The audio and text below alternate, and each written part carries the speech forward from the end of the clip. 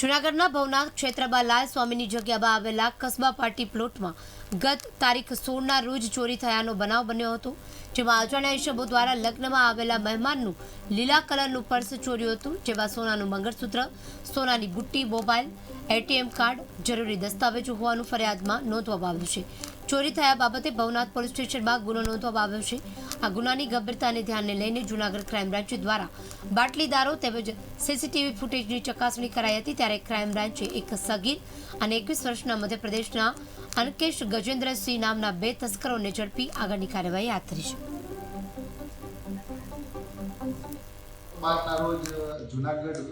શહેરમાં ભવનાથ વિસ્તારમાં લાલ સ્વામીની જે જગ્યામાં આવેલ કસ્બા પાર્ટી પ્લોટ ખાતે એક લગ્ન પ્રસંગમાં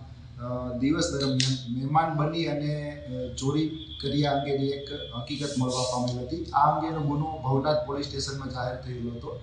ગુનાની ગંભીરતાને ધ્યાને લઈ અને માનનીય એસપી સાહેબ દ્વારા તાત્કાલિક અસરથી ક્રાઇમ બ્રાન્ચના પીઆઈ શ્રી જે પટેલ અને પીએસઆઈ શ્રી ડીકે ઝાલા તેમજ નેત્રમ શાખાની અલગ અલગ ટીમો બનાવી તાત્કાલિક અસરથી આરોપીઓને ઝડપી પાડવા માટે તજવીજ હાથ ધરવામાં આવેલ હતી.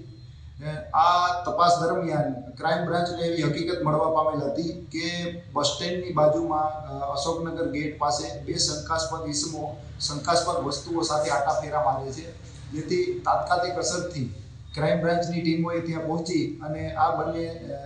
જે આરોપીઓ હતા તેને ઝડપી લઈ અને તેની પૂછપરછ કરતા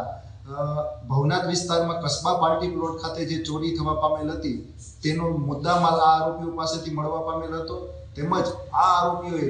મધ્યપ્રદેશ રાજ્યમાં અન્ય 16 ગુનાઓ કર્યા અંગેની કબૂલાત પણ આપેલી હતી. આ જે અન્ય 16 ગુનાઓ છે એ અંગેની વિગતો જોવામાં આવે તો આ લોકોની મોડસ ઓપરેન્ડી એ પ્રકારની હતી કે